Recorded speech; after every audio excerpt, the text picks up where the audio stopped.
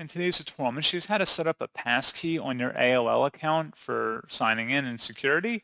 So this should hopefully be a pretty straightforward process, guys. And without further ado, let's go ahead and jump straight into it. So all you have to do is sign into AOL and select your account name up at the top, and then go down and select account info. Select the security tab at the top. And then if you scroll down here, underneath where it says how you sign into AOL, there should be an app password. You can go ahead and generate an app password, and you can use that for third-party apps that require passwords associated with your AOL account. And that's pretty much it.